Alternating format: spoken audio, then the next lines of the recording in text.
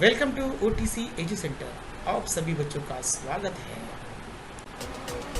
Where learning is so easy.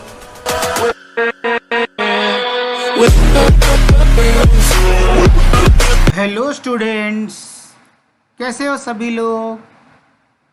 तो चला आज आपण 13वा धडा अक्षर भारतीचा SSCचा तुमचा 13वा धडा हिरवेगार झाडासारखी हे कविता आहे।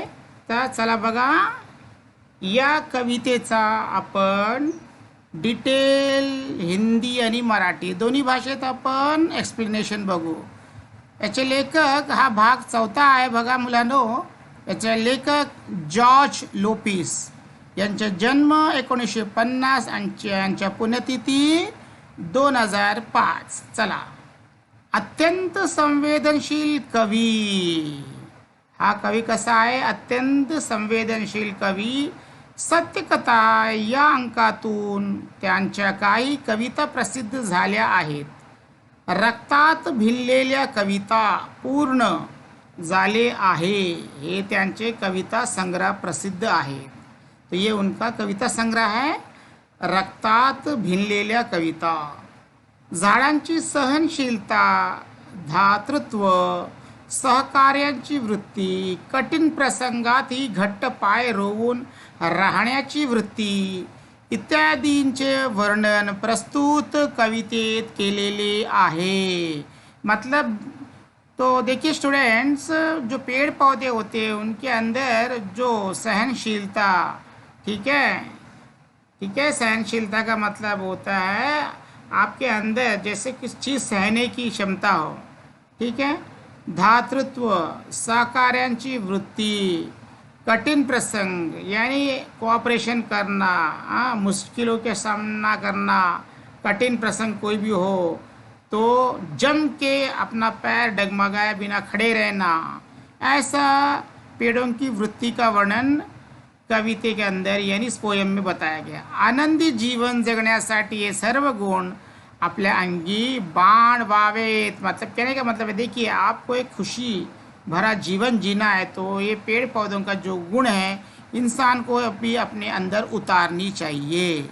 बाण वावेत मतलब अपने अंदर लानी चाहिए।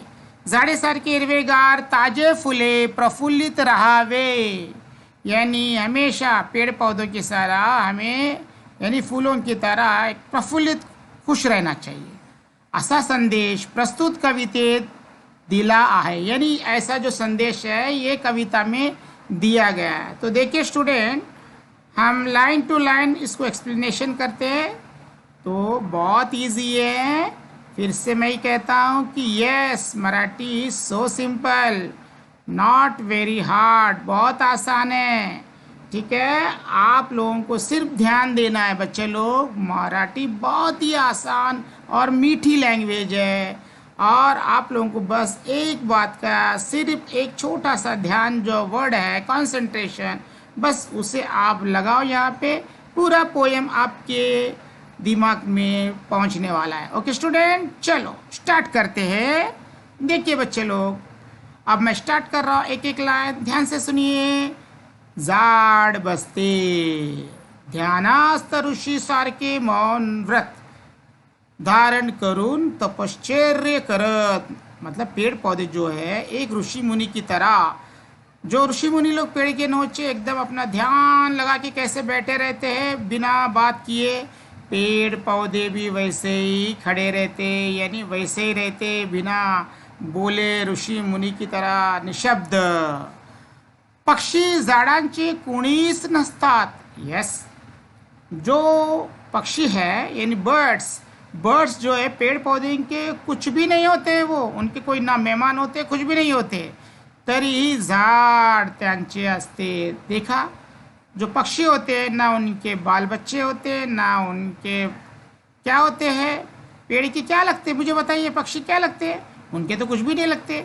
फिर भी देखो पक्षी अपना पूरा जो घर है पेड़ के ऊपर बसाते हैं ना, तो यानी पेड़ पूरा अपना यानी पूरा का पूरा पेड़ उन्हें अपना सहारा बनने के लिए वो पक्षियों के लिए छूट देती है, यानी कुछ भी सोचो, उनके बीच में कोई रिलेशन भी नहीं है, पक्षी तो कुछ भी नहीं लगता ना। यही तो बात है, पोयम में यही बताने की कोशिश किया।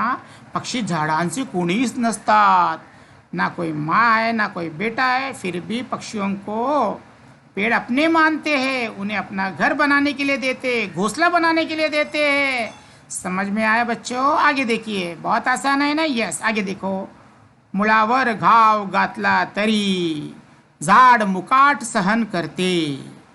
मुड़ावर, मुड़ावर मतलब देखिए, आपको मालूम है, जैसे अक्सर पेड़ पौधों के लिए आप लोग देखते हो, हम जब भी ज़रूरत है पेड़ पौधों को काट देते हैं, उसके जड़ से तने से पूरी तरह से काट देते हैं उसे। हम काट के उसे हम क्या करते हैं, जहाँ ज़रूरत है वहाँ इस्तेमाल करते हैं। लेकिन मुझे बताइए, मुलावर घाव घातला तरी जार मुकाट सहन करते। देखिए, उन्हें काट देते हम लोग जड़ से तने से कहीं से भी, फिर भी सहन करते, एक शब्द भी नहीं बोलते हैं।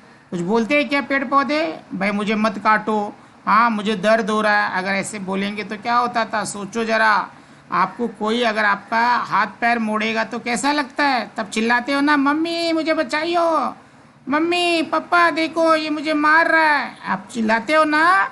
यस, लेकिन ऐसे पेड़ पौधे नहीं चिल्लाते, बेचारे कितने सहन करते हैं।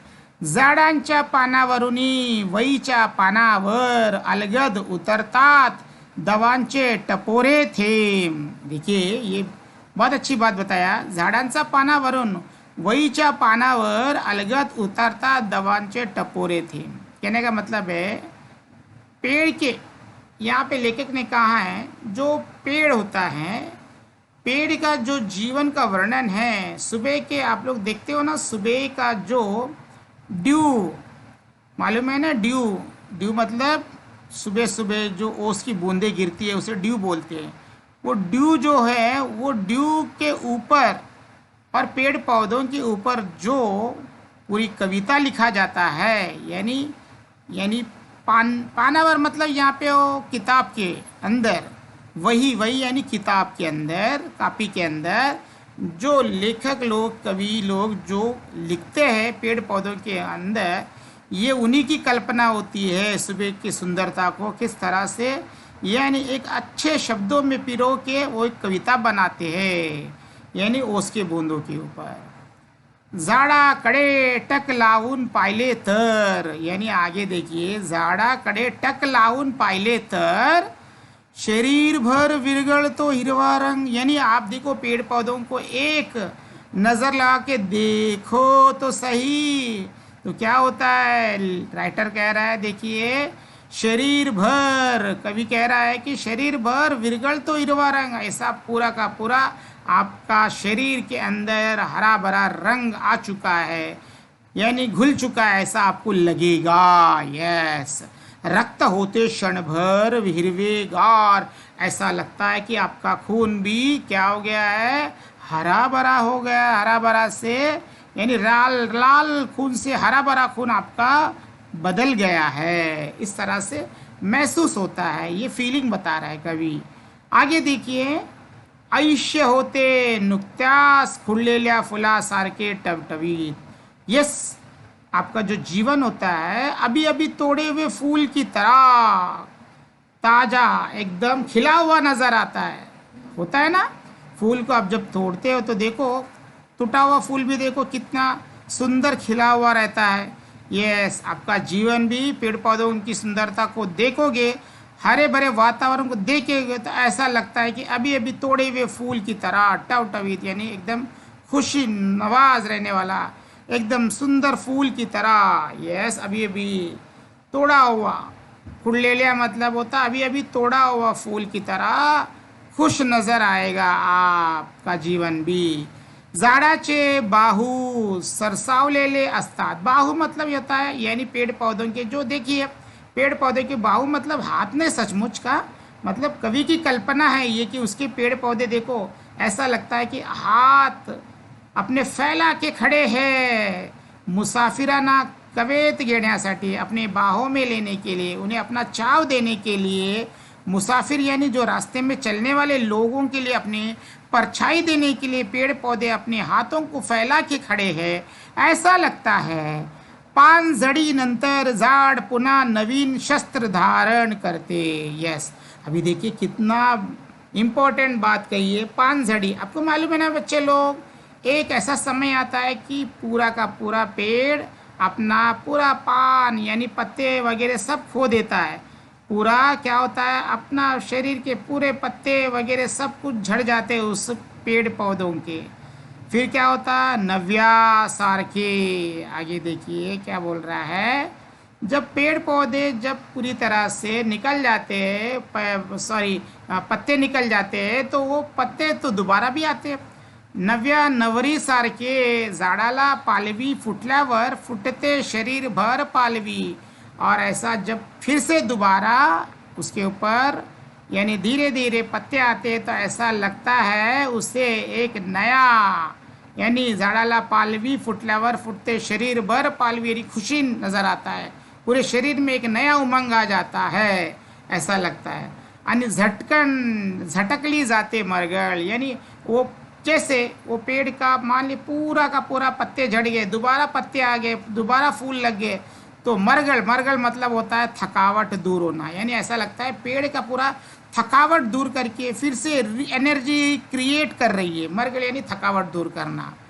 पक्ष्यांचे मंजुल नादात झाडांचेही जीवनांचे एक संत गाणे धडलेले असतात। आपको मालूम है, पक्षी जो है मंजुल नादात, नादात मतलब गाना, पक्षी गाना गाते हैं ना पेड़ पौधों के ऊपर बैठ के, और कोयल वगैरह जो भी है, आपको बबुल पक्षी जो होता है, बुलबुल बोलते हैं, सॉरी बुलबुल पक्षी, वो भी गाती रहती है।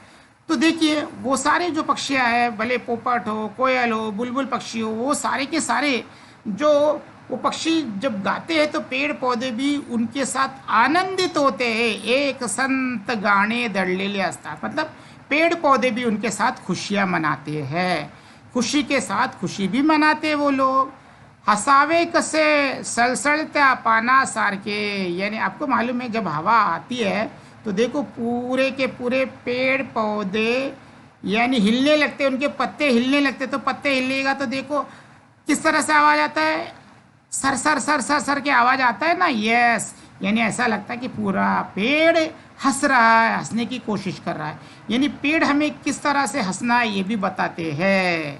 मुळावे मुरावे कसे तर झाडासारखे घट्ट पाय रोवित। मुळावे मुरावे मतलब होता है कभी मुसीबत आने पर कैसे हमें यानी खड़ा होना चाहिए, पेड़ को सार के यानी झाड़ा सार के घट्ट पाय रोवित, यानी पेड़ों की तरह जमीन में कैसे खड़े रहते वो, यानी अड़े तूफान आए, आंधी आए, देखो पेड़ गिरते हैं क्या, उसी तरह इंसान को भी यही बताया जा रहा है। कोई भी मुसीबत आए, पेड़ की तरह एक मुसीबत का सामना करते हुए जिस तरह से पेड़ पौधे आंधी तूफान को झेलते हैं, इंसान को भी उसी तरह से हर मुसीबत को झेलना चाहिए अपने जीवन में।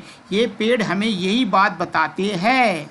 आगे देखिए, जगावे कसे तर हिरवेगार झाडे सारखे। देखो जीना कैसा चाहिए, पेड़ हमें यही बताते हैं। जगावे कसे तर मतलब हमें जीना कैसा चाहिए, कैसा जीना चाहिए हमें, हिरवेगार झाडासारखे। यस, हरे भरे पेड़ों की तरह हमें जीना चाहिए। यस, रोजचे चिंतन करावे कसे तर, यानी हमारा रोज का चिंतन है। ये चिंतन का मतलब होता है विचार, थॉट।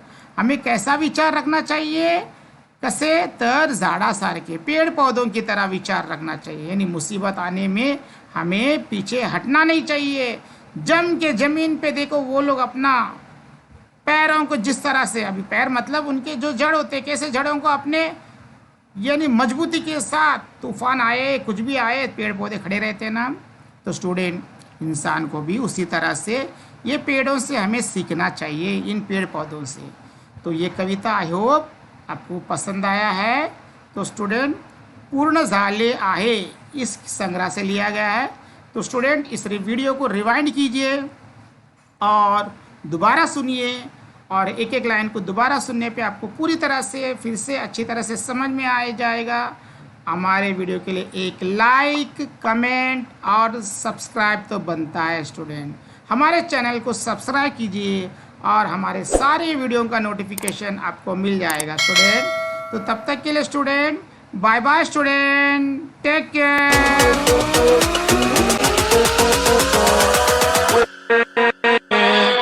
With